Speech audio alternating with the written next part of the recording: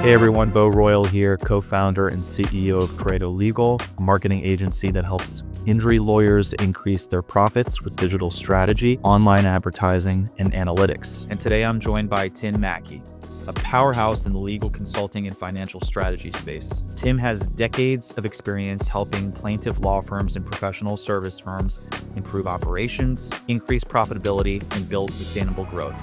As the founder of McKey Business Group, CPAs, and owner of Vista consulting team, he's helped countless firms align their strategic vision with world-class execution. Tim's work is all about creating the operational and financial foundation that law firms need to scale effectively, and he brings unmatched insight into what really moves the needle.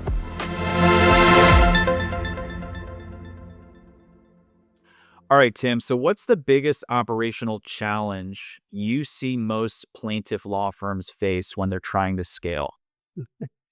Uh, that's pretty broad, Bo, but I'll give it a shot. You know, the first thing that we want to make sure of, if you will, if we can make sure of anything when we're working with a client plaintiff firm, is what their actually mindset is and what their target is. What outcome are they looking for from us, or what are the areas that they feel like they're not performing in today?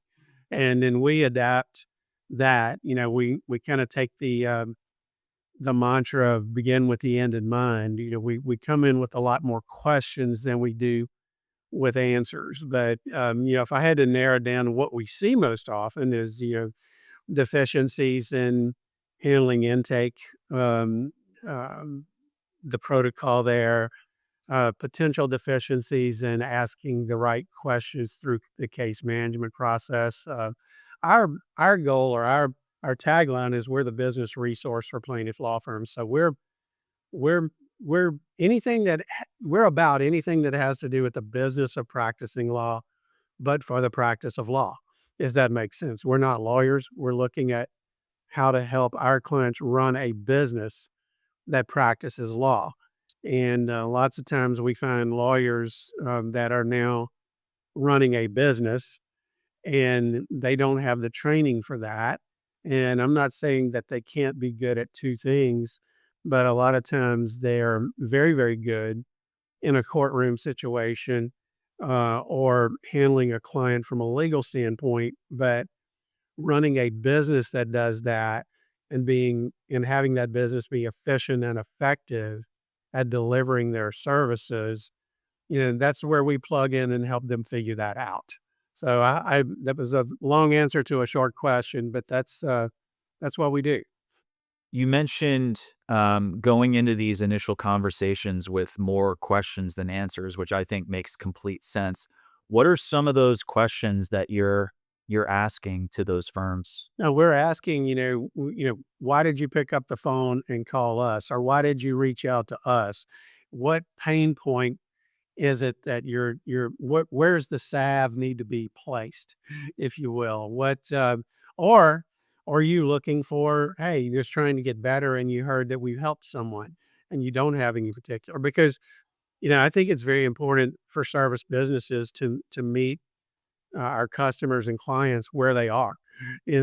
So trying to understand before we prescribe anything, we have to diagnose, just like a doctor diagnose. So if they have some particular pain points, that's great. But and we don't insist on it, but we really like to do an assessment of a firm, kind of from soup to nuts, if you will, to understand how things fit together and seeing if they fit together well. And I can give you lots of examples. The handoff from someone handling an intake call to their case managers and case management department, or a handoff from a pre-litigation situation in the plaintiff world to a litigation situation. Um, the efficiency of that is integrally important to the delivery of the service in a timely and comprehensive way. So that's again, I hope I'm answering the question about, what are the questions? Gosh, we want to start with, what's your problem, in a much more indirect way. Tell me why you called. What's going on with you? And, what outcome are they looking for? I'm trying to define that outcome so we can reverse engineer things to help them reach that outcome from where they are. You mentioned something before about kind of the catalyst for a lawyer, owner, operator reaching out to you is a mindset shift, right? It's that realization that I'm not just a lawyer anymore. I'm a lawyer that is now in charge of a business, I forget the terminology you use. You had a good And no, it's running are you a lawyer? Or are you running a business that practices law? Being a lawyer and handling cases, great. Running a business that has others doing that is maybe a very different skill set. And also, coming to the realization that, you know, I may not be, or I may be a great lawyer, but maybe my business skills are not there. It's tough to look at ourselves. I mean, I personally have a coach, that, keeps me, well, I facetiously say they keep me from wiping out a McDonald's when I'm going crazy, but, um, they help me with clarity of thought and keeping me focused on what I have said is important to me. Because without those reminders, sometimes, Bo, we can wander off into the wilderness. And, there's, again, I can go into a lot of examples, but there was a theologian back in the 1700s named Samuel Johnson that said something I think is brilliant. He says, a lot of times we don't need to learn anything new, we just need to be reminded. So, being reminded of what good practices are in running a business and then building a system that creates accountability around those it's paramount to becoming successful from a business standpoint. And, that's usually our aim, but, we can get broader as well because I'm a person that has lots of different yardsticks in my life. It's not just how much money I can put in a bank somewhere or whatever. It's, what do you want to do with your life? How do you want to spend your time? So trying to define these type of things helps us create a roadmap or a path to work with a client to deliver their services well, but also create a life that they want to live. Again, I've actually told a client one time, if you want to just make money, you might could go sell drugs and make more. But I know that's not where you are, but let's define what our goals really are. And a lot of times that catches people a little bit off guard because it's so easy to track money. It's just a number, you know. But I propose to you, and I propose to a lot of our clients that the most important things in our life are subjective. You know, how you're spending your day, those type of things. And I don't want to get lost in letting the money tail wag the dog. And so that's I mean, again, a long answer. No, it's a good answer because I mean, we go through similar lines of questioning when we're speaking with a prospective new client, right? Because we want to understand, where are they at currently and where do they want to end up, right? Where's A and then where's B, right? And it really starts with having a very clear picture of what B is and what needs to happen to get from those, from where you are to where you want to be. And with that line of questioning, sometimes you understand or the prospective client realizes like, oh, I don't need to do the things I thought I needed to do to get there. A common example I'll give, going back to what you said about intake, is, we'll talk to firms sometimes and they'll be like, well, I want to run ads on social media and Facebook and Google and all this stuff, right? It's like, well, why? Because I want to grow to 200 cases a month.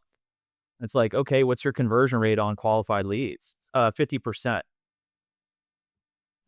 Fix that first. No, well, you're absolutely right in the fact that they said they wanted to run ads. It's like that old story about somebody who buys a drill doesn't really want a drill; they want a hole.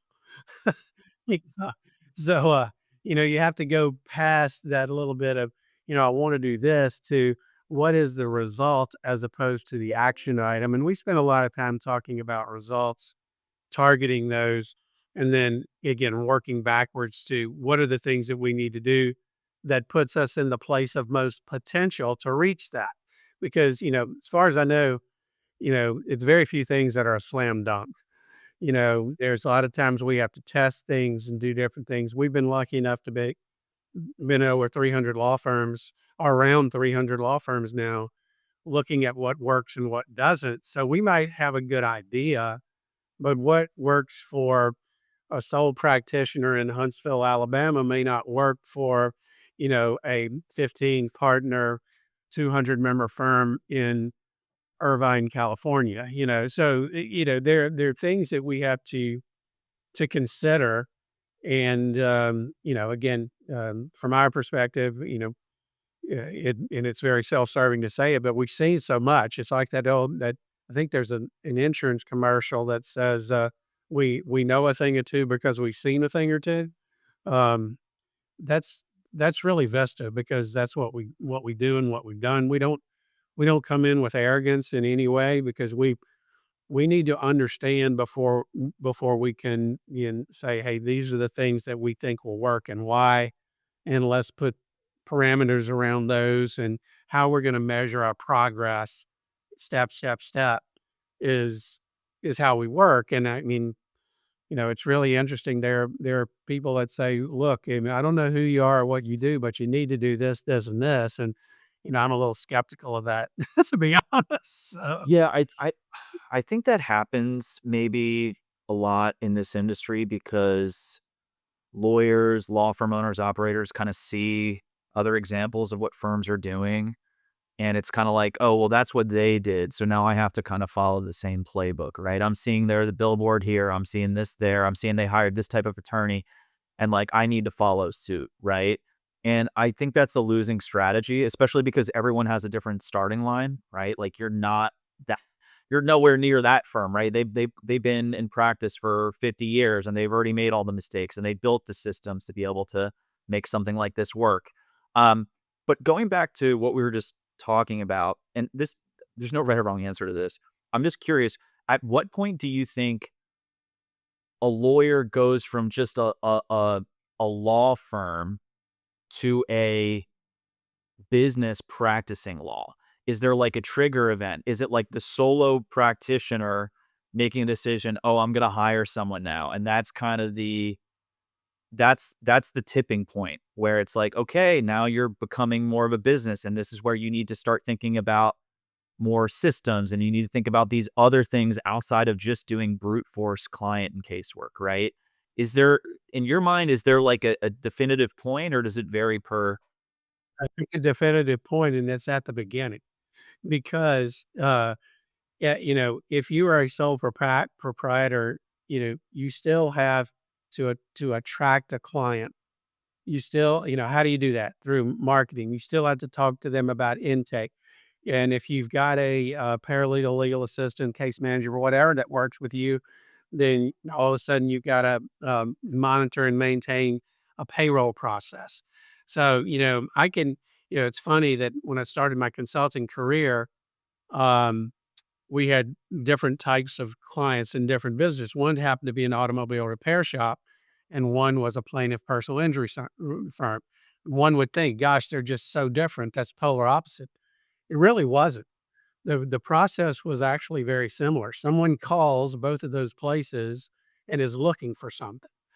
You know, one may have squeaky brakes, one may have been in a 10-car pile up and they have a broken arm, or, whatever it happens to be. But you have a very short time to convince that person that they made the right call. And again, there's things that go on even before that. Why did they call this repair shop instead of another, and why did they call this law firm instead of another? So there's a lot of pieces to it, and it's funny. The automobile repair shop that we work with was, had 10 technicians, if you will. And the owner happened to, he had been in, when we started with him, he'd been in business 5 years, and he came from another place. And he was such a great mechanic. that he made the decision that I'm doing this, I can do it on my own. And all of a sudden, he wasn't pulling wrenches and diagnosing at all. He was doing all this other stuff that he didn't, he did it for a while in those 5 years by just total brute force and working, 20 hours every day, 7 days a week. And, again, going back to yardsticks, I mean, he would have been happy with the same money, but he's about to jump off the bridge. So we've got to look at, where people are and meet them there and understand that. And, so is there a starting point? Absolutely. It's at the beginning. But I'll also say, when's the best time to plant a tree? I mean, it's 20 years ago, right? But next best time is today. So you know, we got to meet them where they are. It's just like that guy who'd been in business for 5 years. The law firm was not much different. Um, they came to us because they had started advertising and they were getting a lot of work and they didn't know how to handle that. And we started talking to them, well, what's your intake process? Well, we don't really have a process. And, so it's step, step, step. And again, I'm not saying everyone is, is like that, but in some sense, we all are. I'm a consultant. I own this business, but I have a team of people that help me. And I try to take everything either I don't like or not good at and figure out how somebody else can do it. So, um, it works sometimes and sometimes it doesn't, but I'm not going to quit trying. I have to imagine that the way that your company engages with new clients, there's a lot of, like you said before, you're asking a lot of questions, but let's say you do end up working with a firm. I assume there's so much data wrangling and just like collection of information that's happening in those early stages to try to make sense of what is truly happening at this firm, right? Like does reality match the perception of the owner, right? Because there's commonly a disconnect between those two things too. Um, on that note of data and tracking, in your opinion, what are like the non-negotiables, things that every law firm should be tracking? I'm going to give you a very broad one and two very specific ones. The broad one is simply your financial data. Your revenue you're generating and the line items of expenses that you generate. That has to be accurate. And I'm going to go on a little bit of a tangent. Sometimes as business owners, we say, look, I'm going to Walmart to buy some supplies for the office. And by the way, I'm going to buy a big screen TV and this and that for my home. And I'm going to run it through the expenses of the firm. And I'm not saying everybody does that. I'm not trying to be your priest or anything like that. But you have to weed that stuff out because if you're trying to judge the performance of your firm by data that can be inaccurate, the only thing worse than no data is bad data. So your financial accuracy, and if you do those things, that's fine. Just put them off in a category where we can say they're there, and so we can see true, profitability, in a snapshot. So accuracy and financial reporting is kind of the broad one. And you touched on another one. We believe there's only really two ways. Well, we say there's four ways to grow a law firm, but two of them are subsets. The main two are you got to get more clients and you have to increase your resolution value. There's just not that's what drives it. So, you know, statistics and intake, we measure three things. I mean, you guys are probably in the same boat. How many leads did you get? How many did you want? How many do you convert? And, it's not rocket science, but you'd be surprised at how many people don't do that. How many firms don't do that? And when we ask, oh, what's your conversion rate of your qualified leads? We call them wants. Of the ones you want, how many did you convert? We get them all. Well, do you measure it? No. So, well, you know, first of all, let's start measuring and seeing what reality is because, and I won't say it to them, but that's not true. You'd never get 100%. So how you measure, how you make adjustments in your intake is a huge one, and that's usually statistics driven, but it's also coaching driven. So you can peel that onion down a lot. The other one is, and that takes care of the, more clients, if you're not hooking the ones that swim by your hook, then you're not doing a good job. the other is, actually servicing the clients and increasing the average, resolution value, and you can boil it down to case fee, which is tied to resolution value. Um, it, you, it, Client contact drives that. There's a lot of other a lot of other things and methodologies that drive it, but consistent, um, periodic client contact, um, drives that value because you learn so much and you can work on what the questions are you ask that client.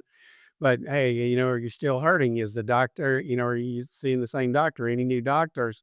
Hey, you've got some tingling in your down your arm. Maybe we need to help you get an MRI or to some, you know, I mean, I can say client contact, but then you start peeling the onion. What does that mean? So, but measuring client contact, which gives you or puts you, I always say, puts you in the place of most potential to get the right data, you know, puts you in the place of most potential to get a higher resolution.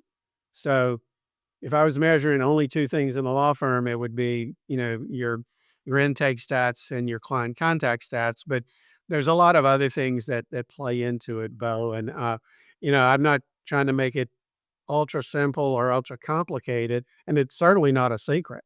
You just have to have the system and process to do it and have an accountability system to assure that your team does those repetitive things consistently because we forget. So, Well, and I don't think you oversimplified it. I think you touched on very important ones. I know we work with firms doing 8 figures that aren't tracking the latter. They're not tracking the number of client contacts, which I think is a, missed opportunity. But really, to me, like, client contacts is a proxy or a leading indicator of client satisfaction, right? Like, no doubt, no doubt, and I say it's a little counterintuitive, but it's also a leading indicator of um, the enjoyment of the day by the people who are making the contact, because if they are proactive in making contact and you've done a good job of setting this up with the client before, you stop a lot of those calls that come in of, "Hey, I wanna check on my case." And that is the biggest time waster that we see in law firms ever. People checking on their case, it interrupts, you've got to go, then look, you may not have the right person. There's 1,000 things we could go into, but that's the kind of research, if you will, that we do to find out where our clients are. And they're in lots of different places, but we meet them where they are. If they're good here, we're not going to spend as much time, but we try to find out what we call the early yardage areas to help them adjust their thought, adjust their system, adjust their accountability, adjust their reporting. All of those things is what leads to ultimate uh, or increases, financial success, and not only financial success, but enjoyment of the business because it's not helter skelter. putting out fires all day, yeah, which are typically a result of poor client communication and expectation setting, right? Um, I really liked your answer too because you stressed up front the importance of the financial side. Obviously, cash is the lifeblood of any business, right? If money's not coming in, it's not gonna survive much longer. So the way I'm kind of framing your answer is, you gotta get the financial stuff dialed in, right? You have to, have a clean balance sheet and P&L and L and all that good stuff to make sure you understand where money's going, how it's coming in, so on and so forth. And then once you kind of have that baseline foundation in place, it's then graduating to other um, views of the business to kind of check the day-to-day health of it, right? Intake is massively important. That is like the tide that rises all the ships, right? If you can get your conversion rate improved on leads, wanted leads, it's going to mean more pipeline. It's going to mean more revenue. It fixes kind of a lot of those problems. And then, yeah, the client communication piece is huge, and it's really that helps with quality assurance too. Because like once you start hiring more staff and more attorneys, you want to make sure that they're doing some of the most fundamental aspects. They got to have a system. They got to have a system. It's the XYZ law firm way of doing things. And again, there's not we don't have a set methodology of what that way is. We adapt to what is most comfortable for that firm that works. I want to go back to the financial side for a minute. Um, once you have, once the firm or a business has are comfortable that they're getting accurate data, the next step in that, I call it management 101, is to create a budget. And when I say a budget, I don't mean, hey, we're not going to spend over, pick a number, $5,000 on office supplies this year. That's not what I meant. What I mean is, what do we think we're going to spend on office supplies based on what we did last year, what we think is going to happen? So once you create that, what we think is going to happen budget, we prefer to do it annually, and the very simple way is divide that by 12 and you look at budget to actual monthly. You can get more scientific when you start realizing that, hey, some of these expenses are cyclical, malpractice we pay every quarter, so we're going to drop it in the quarter. So you can get more sophisticated with that. But without fail, I have never worked with a client of any type or a customer of any type that when we did a budget, they didn't learn something. That they learned, hey, we're not good at budgeting, or they learned we're very good at what we think, but the actual is so much different. And then we dig into the reasons why. And once you start in the reason why is where the learning occurs, and you can adjust behavior to meet what you think, or just say, hey, look, our budget was wrong. We thought it was X, and it's X times two, and here's why, and we got to live with that. So we need to look somewhere else. So, and that's our MO. We call that napkin math at our agency, doing napkin math with clients to ensure that the financial footing exists such that they can do all these things that they want to do, right? Like, I'll give an example. We work with a personal injury firm that has a really great marketing campaign right now, and they really want to start blasting it across traditional avenues like TV, billboard, radio. Um, but they're not in a cash flow position yet to allow for that. And mind you, there's other avenues they could take, to fund. Well, I'm gonna interrupt you and say budgeting can help with that, because if it's a startup firm or a firm that's in some type of transition, they may need to consider finding the money to do that, and building that debt service into a budget. So, there's more than one way to skin a cat, and I'm certainly not trying to be argumentative with that, but maybe you need to have that marketing expense. And we look at, phases of law firms. Are you in startup, turnaround, realignment, sustaining success? And those ratios of expenses to revenues vary within that. And you're not going to be as profitable when you're a startup or you're in some kind of turnaround mode. But again, goes back to recognizing that in and of itself can be comforting. Hey, but I'm building to get here. And, just knowing what that there's a plan and there's a financial plan to it is, in my opinion, very, very, very important for our mindset as well, to just understand that where we're going. Yeah. Agreed. What I was getting at with that is basically just, by virtue of going through a budgeting and forecasting exercise, it does help you as the firm owner operator more closely align your expectations with reality, right? That's really what it comes down to, because you can get in your mind. I want to go to be in this firm in the next 12 months or this size. And it's like, you have to have a pulse on where you're at currently and what really needs to happen. What we talked about this at the beginning, what needs to happen between points A and B, right, to get there. And the only way to start having a meaningful conversation about that is to, as I said before, do the napkin math, write it out, build a spreadsheet, right? I want to talk a little bit about tools that you're using with law firms, or rather, tools that you're recommending to law firms that want to improve their operations. What are some of the must-haves? I know this is another broad question. I'm trying to keep it broad for all the different sizes of firm that might be listening. But like, for someone that is ready to scale their business operating as a law, a legal practice, what are those must-have tools? a good accounting system, whether it's QuickBooks or something more fancy, number one. Number two, I think early on, you can get away with spreadsheets and thing in Excel and things like that. But if you're really determined that you're going to scale, investing in a quality case management system is important.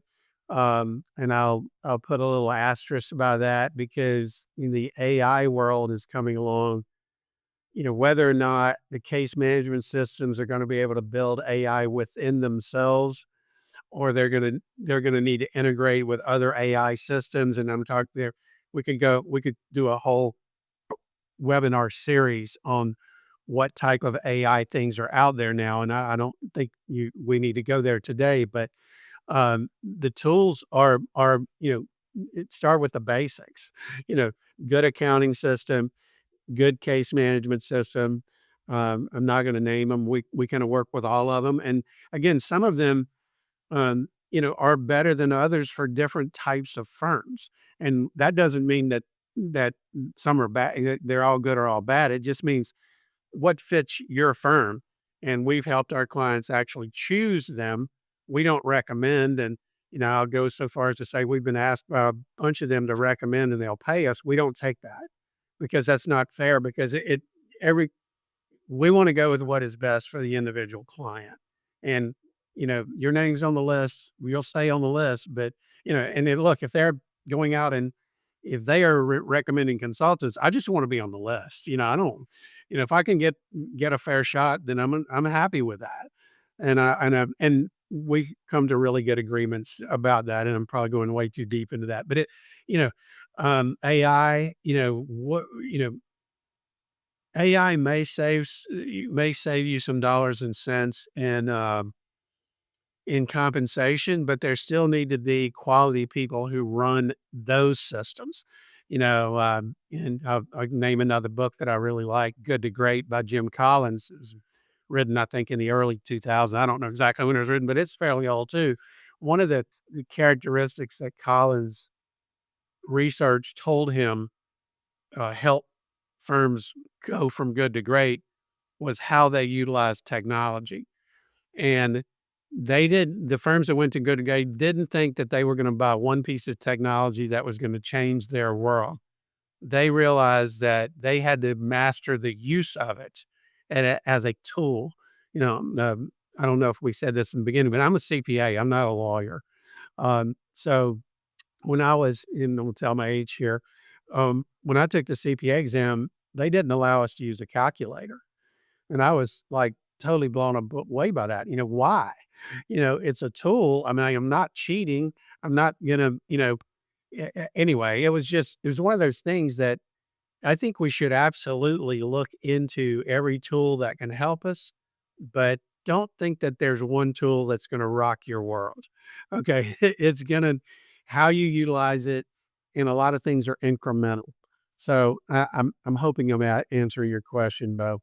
No, it's a very good answer. I'm friendly with, you might not know this person. His name is Robert Williams. He owns a company called Elevamp, and he helps law firms build out HubSpot instances to do like CRM and case management. And he's gotten this question a million times where firms ask him like, well, what's the best tool? What's the best case management or CRM tool? And he always has the same answer. It's the one that you actually use. Right. Use. Yes. We come into firms, Bo, where I hate XYZ case management. We hate it. Nobody's using it, blah, blah, blah. Have you been trained on it? No. Have you looked at, I mean, you're saying something's bad because you don't know how to use it. It's saying I don't like cars because I hadn't learned how to drive it yet.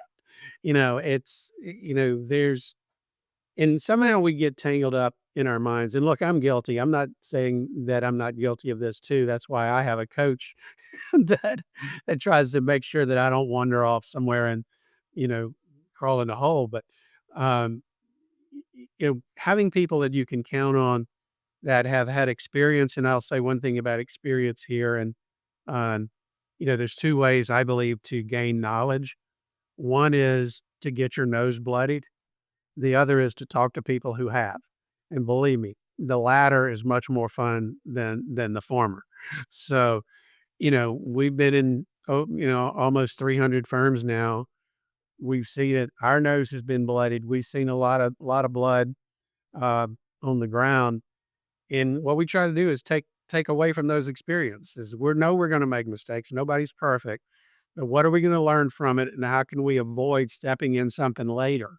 And utilizing these thoughts and building the systems and reports that can help you run your business in a more efficient way. Again, this is not rocket science, but you actually have to do it. There's not pixie dust. You ask about what our favorite or our target clients were before, and we don't really have a size, but the ones that we don't like are the ones that expect pixie dust. And my term for pixie dust is, you buy a membership to the gym and you never go, and you expect to lose weight and get stronger. Okay, you have to participate.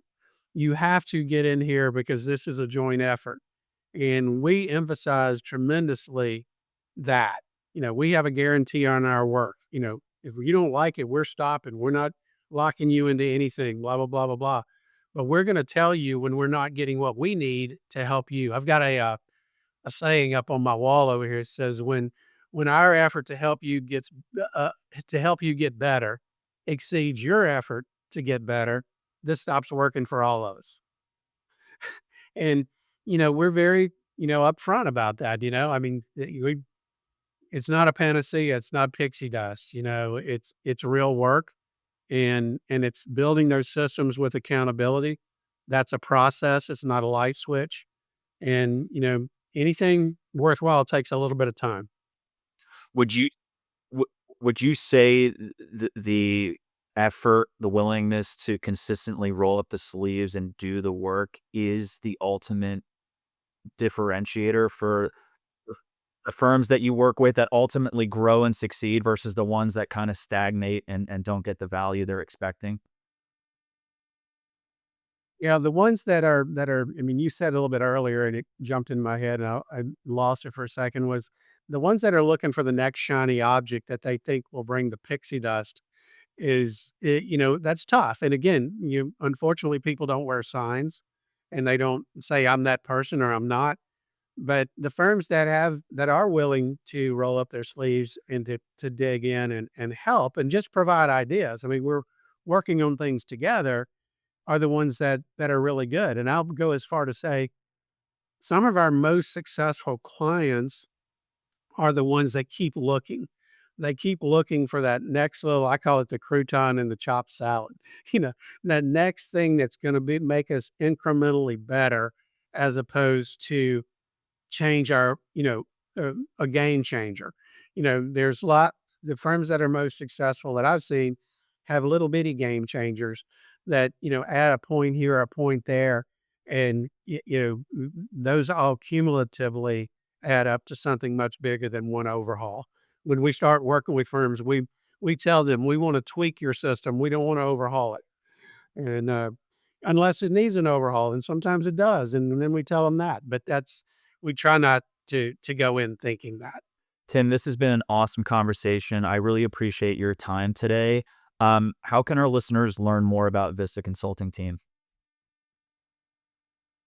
We have a very robust website at vistact.com. That's vistact.com. They can call myself 225-931-7045.